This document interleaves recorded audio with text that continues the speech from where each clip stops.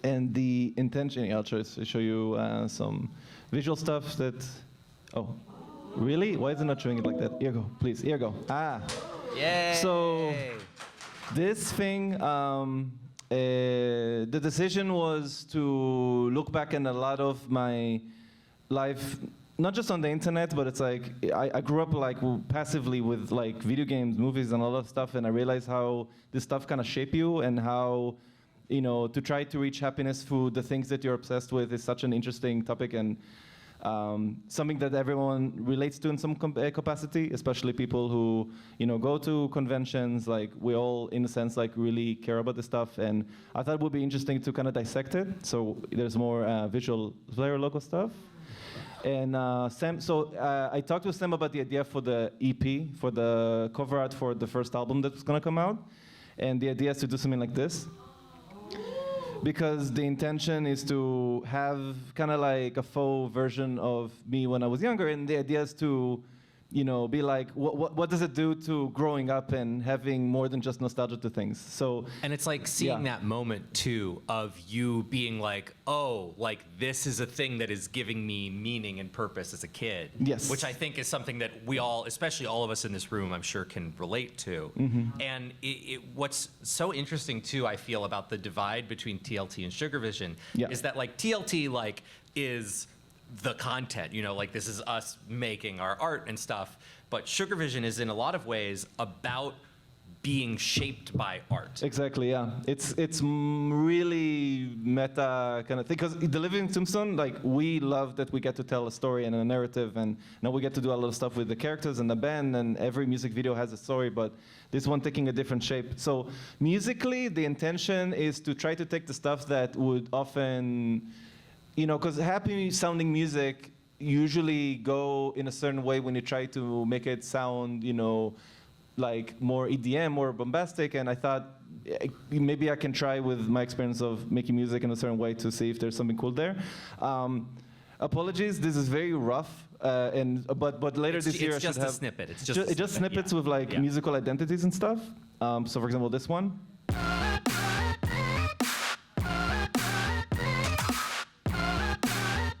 And if like I was to sing with the vocals, like I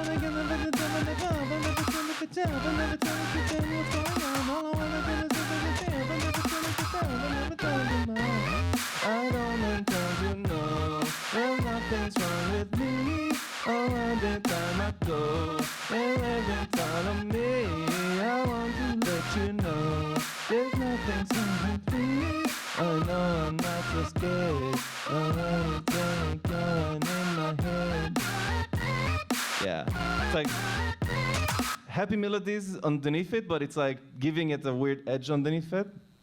Here's another example, something that's usually, because I start with melodies first, even if our chord vocals, it would be, it would me be going like this until I decide what lyrics I want for this thing. So for example, it's another demo. Listen to this words instead. Listen to this words instead. Do not what's up in your head. Don't talk your friends and friends and all I think it's enough. Listen to this words instead. Do not what's up in your head. Don't talk your friends and friends and all I think it's enough. Listen to this words instead. From here it would kind of loop. So this is kind of like how I work. I try to figure out if the scene and everything that's like around it is moody in a good way. One last snippet. Yeah.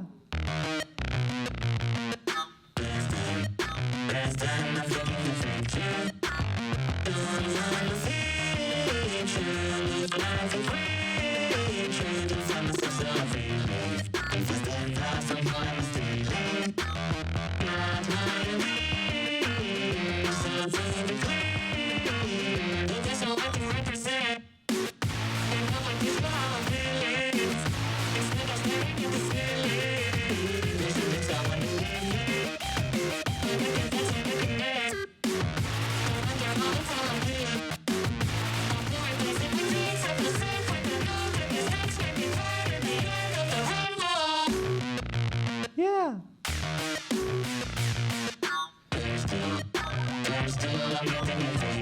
Yeah, and then from here it like doesn't really go places. That's a taste of Sugar Vision, guys. Yeah. Thank you so much. No, and thank you guys for being such like a huge support. Like TLT is something that over time, like we get to do really big things. And again, doing these side projects is kind of like a way to see if we stretch our limits, does it teach us anything about making better music in general? And we always really believe in that philosophy because it just enables us to not be too much in a box at once, even though we love working on TLT. I think we should take questions. let's do questions from here. It's enough, like 20 minutes is enough time to answer a lot of questions. If you have questions, if you'd like to just like line up behind the mic just so that we can, everyone this mic can that's hear right everybody. here. Yes.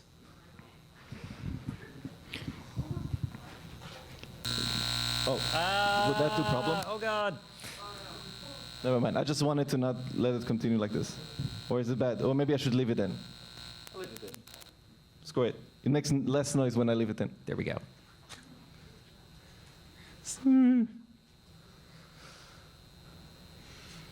Ooh. Any questions? Hello. Yeah. So I've listened to 01 for a long time, and it's really been like, it's intrigued me that you guys have made this entire universe in order to make your guys' songs in, featuring the Tombstonas. And I want to wonder, I don't want the inspiration for each Tombstona, like you guys have already made Meet the Tombstonas, you guys have already explained all their inspirations, what genres you want to tackle with them. I want to know what your guys' inspiration was for making the Tombstonas and their entire world in the first place. How did this process and these characters come to be? Here, Sam, you take it. Yes. Oh boy, do I love this explanation. Okay, so when Yoav and I first started songwriting together, there was never a thought of like, hey, what would this look like if we ever like performed live in front of people? And then we had a first discussion about it, and then there was just a moment where we kind of were like, are we really just gonna like walk up and be like, hi, this is just like us? Because I feel like so much of the spirit of what TLT is like all this like exploration of like lore and world building and stuff like that. And then from there, it was like, well, what would the lore and the world building that is TLT be?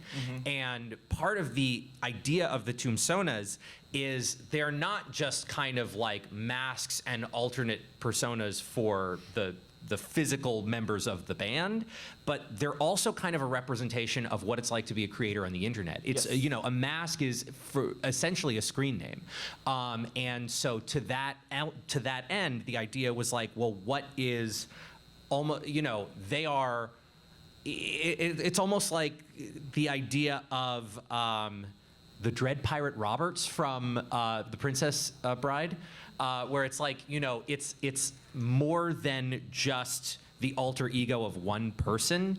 It is by becoming a symbol, it becomes bigger than that one person and can like kind of mean more than that one person does. It can become like a collective. Exactly. And part of it too was also that famous Stan Lee quote about like why Spider-Man wears a fully covered costume so that like anyone can imagine that they are Spider-Man.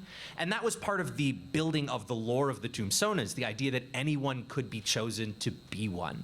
And that like it creates a level of like we're all the same because this could be any of us.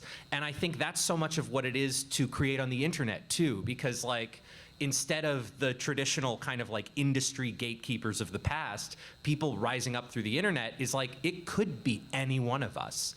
And so that element was like a really, really big component that shaped the idea of what the Tombstonas are, why there are Tombstonas in the first place, and why we built these sort of characters and world to represent the Living Tombstone in lore. It's like, the Living Tombstone has always been about games that have more about them than just the game itself. So Five Nights at Freddy's is like an entire experience. It's an entire thing that you get to be engrossed in. And for us to just, we can't just distill it and say, oh, it's a song now. It has to have a lot of components that we want to still illustrate in it. And that's why, it would never been like it never felt like it would just work with just, people being on stage. It feels like it needs to be always more than that for us to honor the fact that this is what the Living Tombstone has been about for everybody, even before the Tombstoners. And a defining trait of fandoms in general, but also very much like the Brony fandom and the FNAF fandom that Yoav came up with, is also that element of like inclusivity, of like it could be anyone. And so that was another big component there. That's a great question. Yeah, thank you. Thank you so much. And if nobody is coming up, I actually have one more question. Yeah, go for it. Regarding Getting Bigger, the song that you guys made to announce Audio Clash. Yes. I love the animation that you guys had done for the video, and I love the characters especially. You can tell that there's like a whole established world about these characters, and are we going to be able to learn more about them in Audio Clash? Are we going to be able to like see more about them in any other form of media, maybe even more songs about them? Both. Basically. Yeah. So at the moment, Audio Clash went through a beta test, and then we were in negotiations with publishers, and then we ended up going back, and because the beta test was like so great and we got so much feedback, we were like, let's just go back and go into another round of development where we have made the game like much more polished, built out like a single player, all of that kind of stuff. Like basically all the stuff that we were hearing from people, like it would be really cool if this was happening, it would be cool if this changed, that sort of stuff. Also, this being a multiplayer game, you have to just beta test constantly. Oh yeah, Balancing really everything. important to balance the game, figure out what mechanics work and what mechanics aren't working. Yeah. So first of all, yes, there's more Audio Clash. Second of all, That's almost getting coming. bigger and more songs of the band that the fictional band that sings Getting Bigger. Yes, there is more of that coming because we have a pilot coming out, a cartoon pilot built around those characters in that world. It's been fully animated. It's finished animating. We're did- right now just on the last push on getting some stuff done for it in post. Yes, we're at the moment, we're in the scoring and sort of sound mixing segment of it. We have some people who are in the voice cast, include Daniel Edwards and Cassie Ulu, who are in the Getting Bigger video. Also Justin Briner, Youngie Chang, Josh Tomar. Trying to remember who else is it, but it's like it's awesome. Lyle Rath. Yeah, lots. It's this pilot. Also has turned out- also fun cameos. Also, I voice a character as well. Yes. I voice Wave. Yeah, this pilot is like really great and like almost done. So we're so excited to like show that to people and kind of build that world as well. Very soon. It's very good. We're not just saying it because Yes, we worked on it. and of course there are like new original songs from that band in that pilot. Yeah. That's so good. The show seems like it's going to be like a literal battle of the bands, and it looks like it's going to be Literally, yes. so fun to watch. Yeah. Thank you for answering my questions, guys. It's been a You're pleasure welcome. talking to you guys. Keep rocking on, dudes. Thank you Thank so you. much. Thanks so much Thank for you your so much, questions. man. Hi. Hello. I am the significantly shorter best friend of that guy. So there we go. Significantly shorter.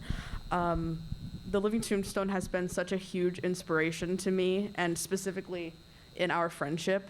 And we really want to do something like this. We want to learn to create not just music, but music, art, worlds, things like that. Do you have any advice for anyone who's starting out? Because we've barely done anything. We've just been dreaming. Are you guys like self-taught completely? There's no like Pretty much. going to school or anything? I'm gonna take a basics of music next semester at college, but that's literally it. That's very cool. Because I, for example, am completely self-taught. The internet basically taught me a lot of these things. Because I also started at the time when still making music on a computer is not something that has had a lot of classes yet, especially electronic music.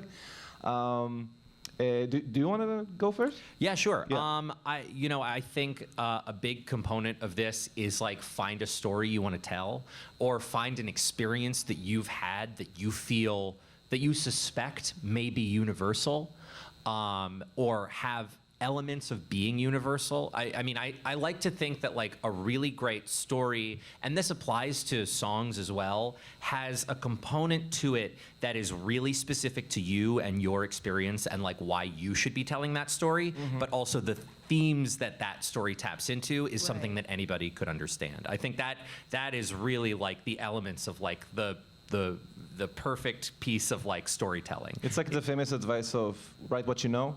Yeah. Like, it's very easy to think that you can... Oh, something that Sam we talked about ideas in general, like, I mean, because it's really easy. For example, I told Sam, like, oh, I have an idea for a movie, I have an idea for this thing and that thing. Sam is correct that if you have the idea only at the end part of the project, like let's say I have the movie and the stuff that needs to happen and all the actors and everything, but then you don't really take the time to think of the process that goes into it, you don't really have a good idea. Yeah. It's like you have to really know that this can be a good idea, but you need to also tell yourself what's the procedure for it to happen.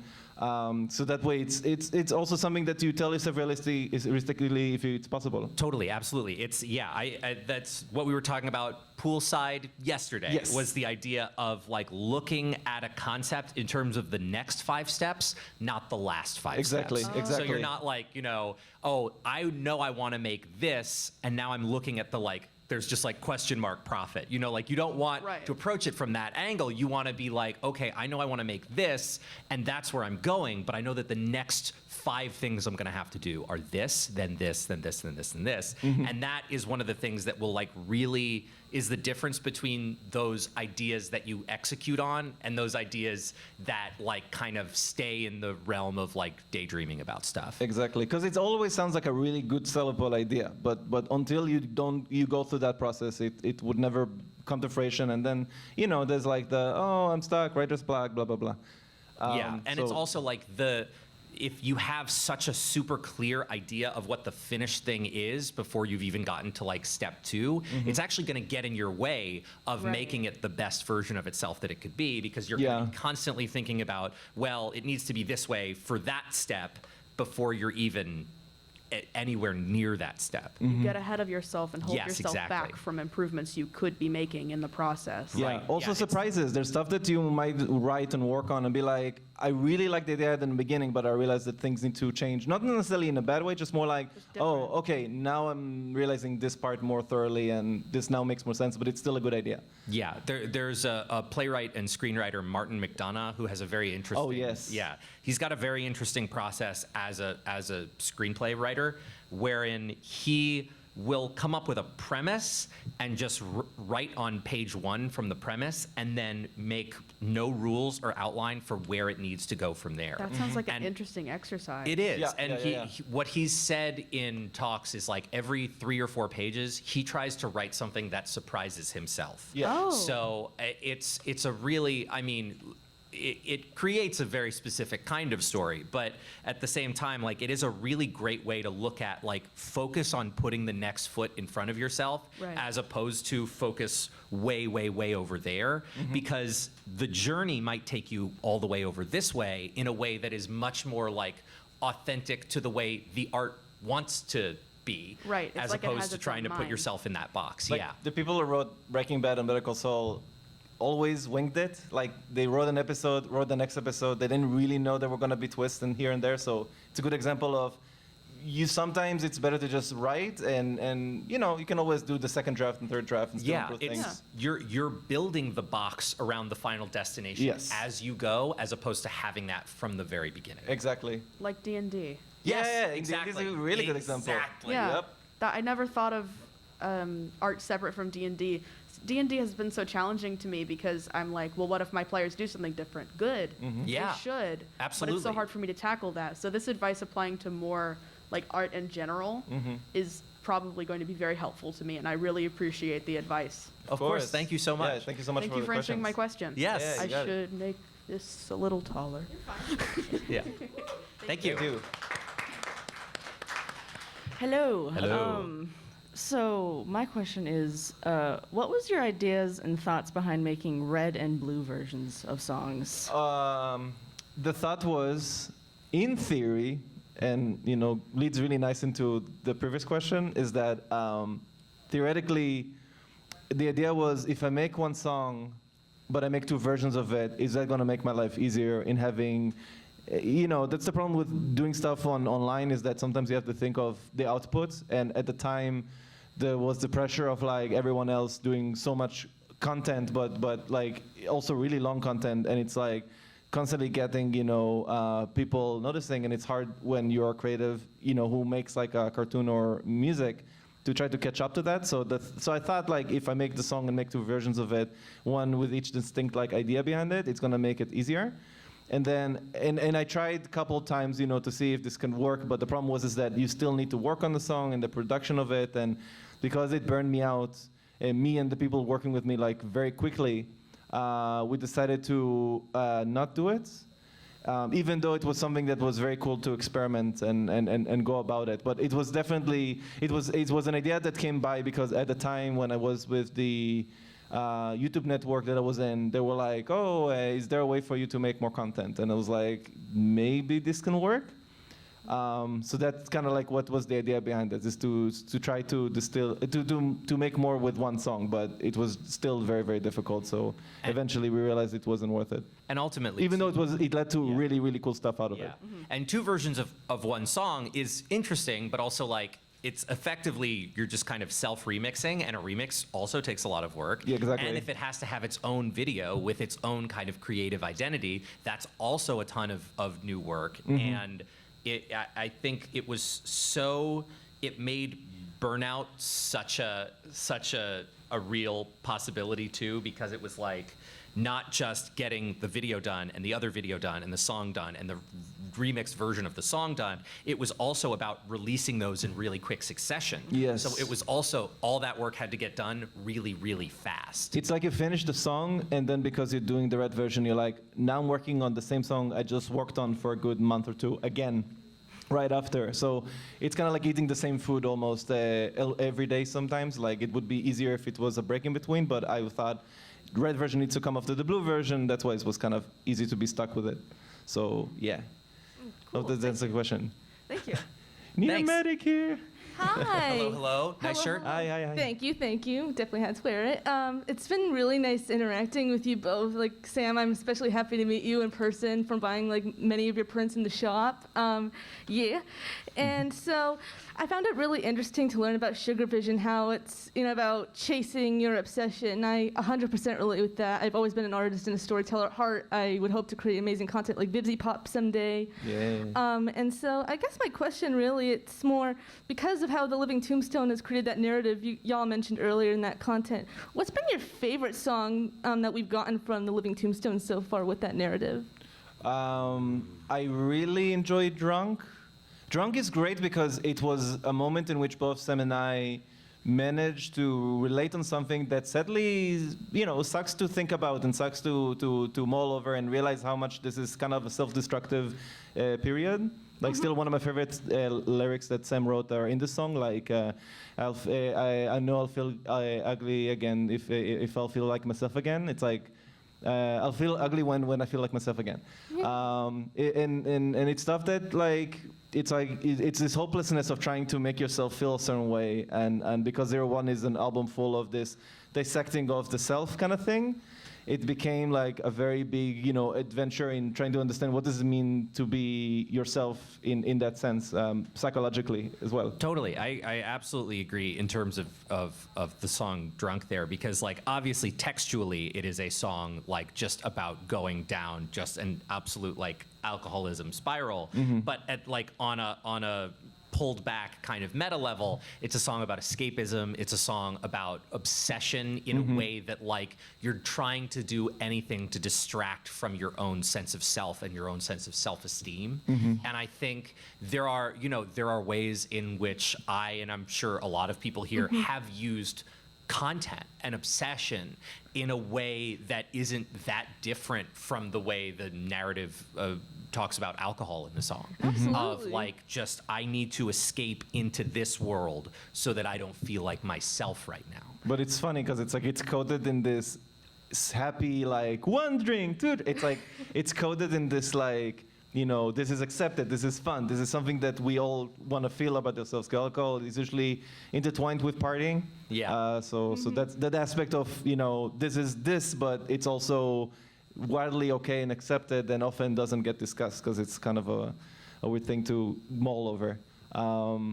That's for sure. It's like my favorite kind of like outcome of like, you know, working on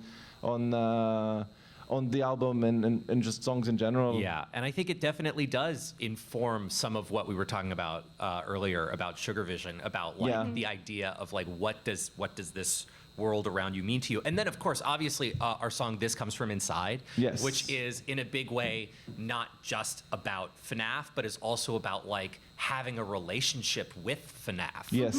Like the lyric, so I wrote "This comes from inside," it stays there until you die, as a way to say there's stuff that I feel as a person who loves making music, as a way to communicate and connect with people, but also, I don't know how much this influenced my experience as a person who speaks to people, but I only started to speak from the age of 5.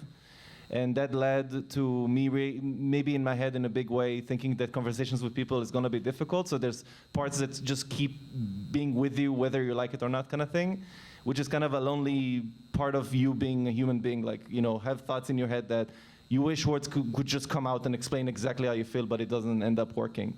So you make music, and hopefully that works in some capacity. So it's a lot of different things. It's really interesting. That's a great question. Thank you. Yeah, I communicate a lot of my character through my art. You know, I love Hell of the Boss. I'm really obsessed with it. And, you know, the super fan, Stormy Fairy. And yeah, y'all make incredible music. Thank you so much. Thank you so much. Thank you. Woo! Hi. Hi, so I have like 2 questions. They're like small questions. Sure. Yeah, go for it. So one's about My Ordinary Life. Have you guys actually watched the anime? I love the Wait, anime. do you want to play your shit posts really quick? Oh, okay. Okay, let me see if I can get to them fast. Why is the mouse not working? I don't know what's going on. What is life? Okay, so let's go to here, because I saved it here. So long time ago, I was part of this collective called AMV Hell. Long time ago. We're talking about stupid humor from 2010. And I made like 2 shit posts around Nishijo when I was watching it, because I thought it's really funny too. These are so funny. I'm obsessed with these.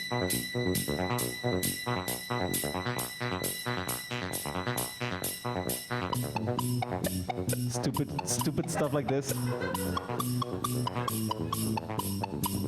So this is one. I love that. The other one I think is the funniest one. I love this. This one is so just a much. good joke. I think this one still cracks me up. With your feet on the air and your head on the ground. I love that one. Anyway, yeah, I love the anime. It's a really good show. It's like one of my favorite slice of lives, and amazing animation. Yeah. Oh my god. And then, how about you guys like to 1v1 me in a game of Smash Brothers? Oh. Sure. Are you really good? So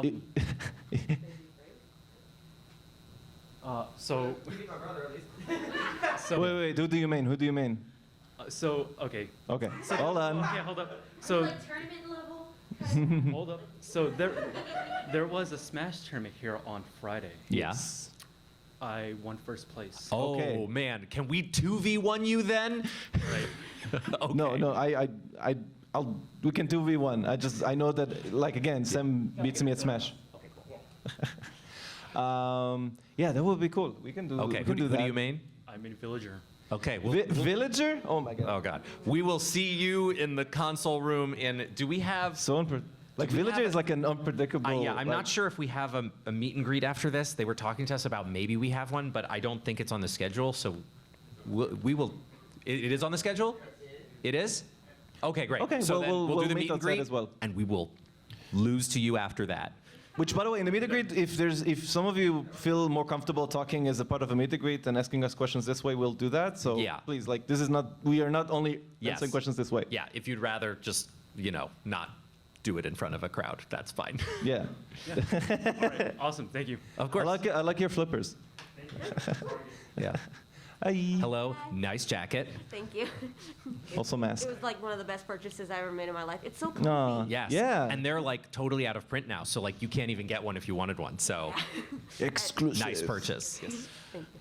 I kind of had a question regarding like the concepts, or the concept that I get behind in hit the snooze, lazy, drunk, like you guys were mentioning earlier, and can't wait. Like there's also like the theme of like spiraling within yourself, either from like bad habits, bad thoughts, etc.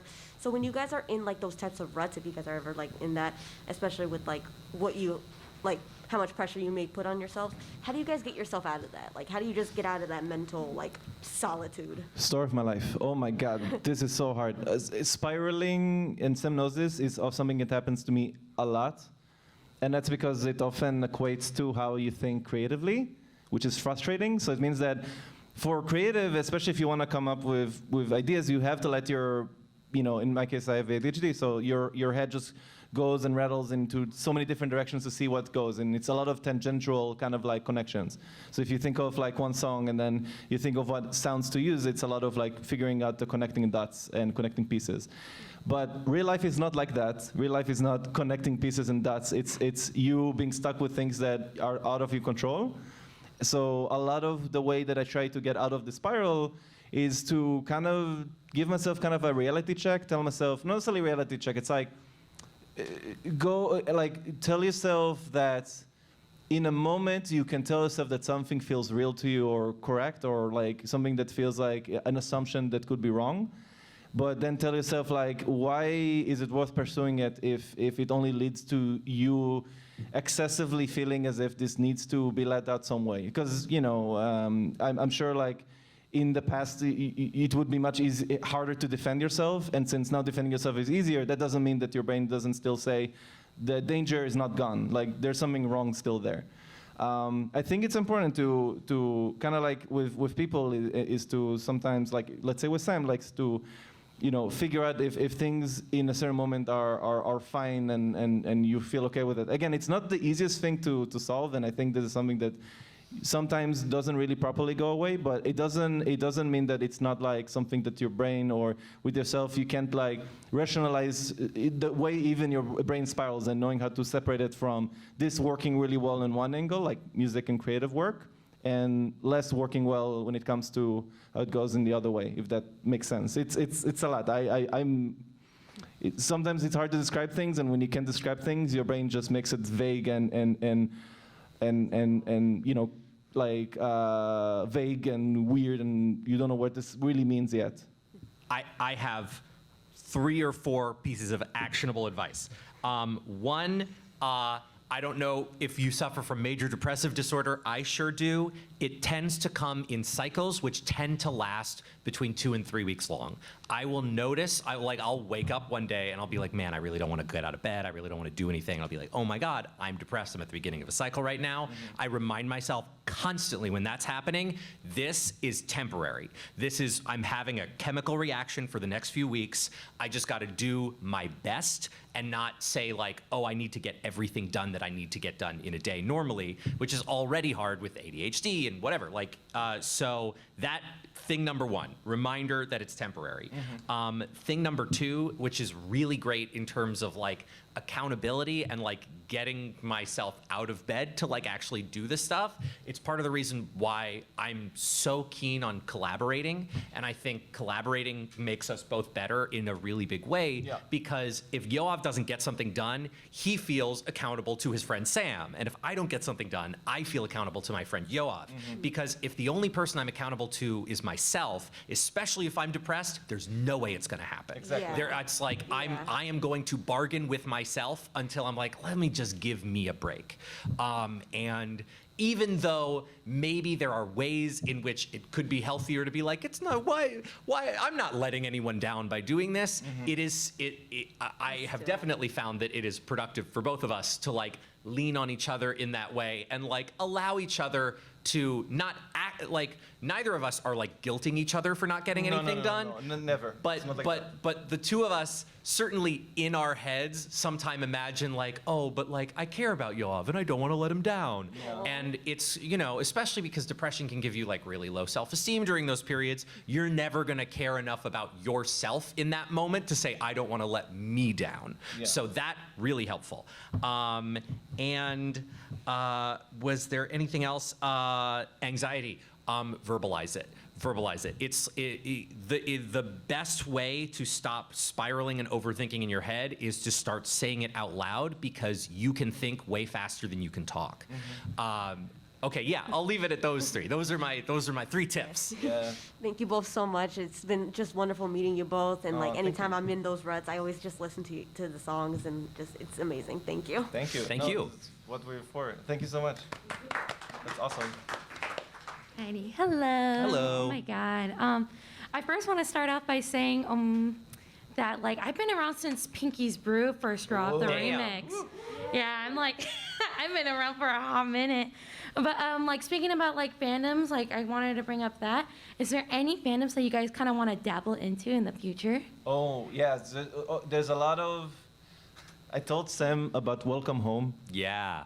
Welcome Home is one of my Ooh, favorite yes. like recent obsessions, and I'm a Sesame Street and Muppet fanatic. so yeah, and Party Clown. I forgot the person's name who makes Welcome Home, but Oh yeah, clown. So they're amazing. They understand the philosophy behind the characters and how to design them and how to make them look like that and still have an interesting kind of like lore behind it that you can explore. We're definitely thinking like on dabbling in that, but the problem is, and especially now, the internet changed a lot since Five Nights at Freddy's and My Little Pony. Because there's always going to be people who look at those fandoms and say, and again, it doesn't have to be like from a standpoint of, oh, I want to have a lot of fans, I'll make a fandom. Because Welcome Home is definitely a passion project. But there's a lot of them. And then that also means that the attention span and the way that people kind of interact with these different fandoms is difficult to try to make people happy when it comes to participating in them.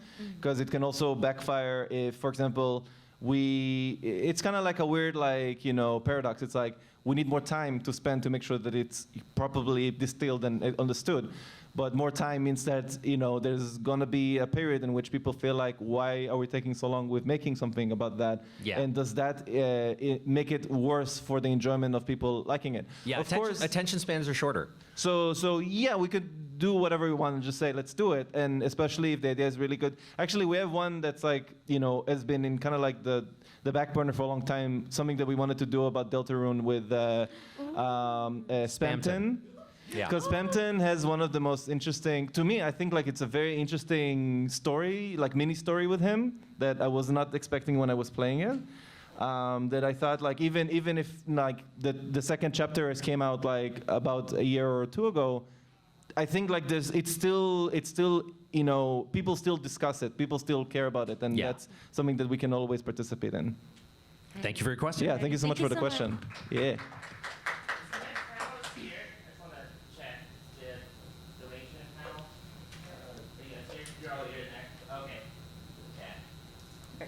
I just have a short one. Have you been to a lot of other conventions, and what made you decide to come to MAGWest? MAGWest, it's because, well, we are huge fans of MAGFest in the East Coast. And when we used to go to Super Mag all the time. And MAGWest, because we're now in LA, and this being still like part of the MAGFest universe, the MCU, no, doesn't work like that. Never mind. MW. Oh, the MFU. The NFU, which it was a big reason for us because we really like MAGFest. Yes. And doing MAGWest feels like this is like a cool convention to be close to. And we love doing cons.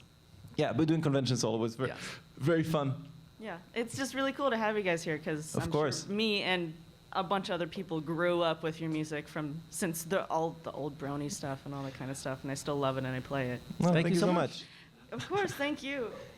Also, one of the very few ways for us to interact with people that we get to talk to through them online, because a lot of it is through a computer, and you don't get to see people. The and face-to-face thing is really nice. It helps big time because it's not the same as just having comments and views and people talking to us online. It's in person is a billion times better. More Thank you so much. impactful. Yes, thank you. Hello again. Hi. At first, I had like a miscellaneous question, but then you mentioned Spamton, and I felt like I was going to fall over. And that excitement made me remember that I owe a promise to my younger self to mention Gravity Falls to the Living Tombstone. Ah, yeah. Because I would have fallen over when I was that age, so I remembered, that one. Yeah, we can start. Oh God. Sorry. I broke it. Sorry. we're gonna have to start packing up. But yes, It was me. yes, we. Gravity Falls is great. Yes, The two really seasons great. that came out are awesome. I grew up on you guys and Gravity Falls. Yeah. Seriously. Yes. Wish there were more seasons, but what Yes, can you do? Phantom does Disney. have Gravity Falls vibes in some ways. I- Yeah.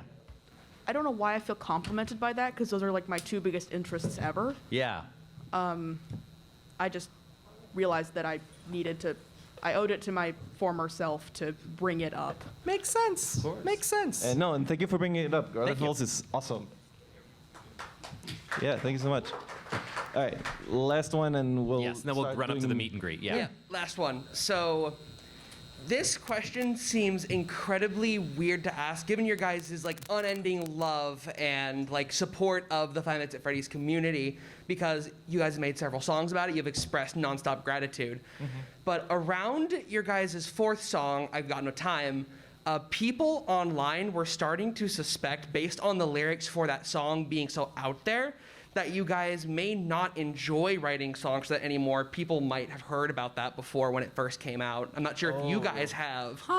But people were like doing lyric analyses, trying to say, does the Living Tombstone not like writing these songs and trying to express it in song form? We don't like it. So I want to know, did you guys ever hear about that at all, or like acknowledge it even? No, and also not at all. Making FNAF Five Nights at Freddy's songs is always very, very fun. I Got No Time just in a subconscious level when I wrote the song was me trying to say like, I really have a lot that I like about the fandom and Five Nights at Freddy's, that there's a lot to connect there when it comes to, I mean, especially in the theme of that game, that at the same time at the time, I really felt like I said earlier, like I wish that in the way I talk to people would be as easy as it is for me to think of a song and write it and make it like fun and connect through that way, because connecting through just words is hard, which is why some of that frustration kind of leaked into the song a little bit, which has nothing to do with FNAF. It has more to do with the fact that there's something I relate to the game that has more to do with, hey, I feel like I don't know if I can defend myself. I don't know if I'm strong enough to be myself or be independent or do the things that could be good, and hope that everyone's okay with me and cares and you know, and it's easy for my brain to think in the place of this is not okay, something's wrong, and feel this way. So it leaked into that, but in no way is it like, no, it's always in the span of, I love that this is something I get to do, but at the same time I also wish like, there's something in me talking to people that I wish it would come across, and those two things kind of leaked into each other. Yeah, we put a lot of personal feelings into the fandom songs. Yes. But the personal feelings aren't feelings about the fandom. Yeah.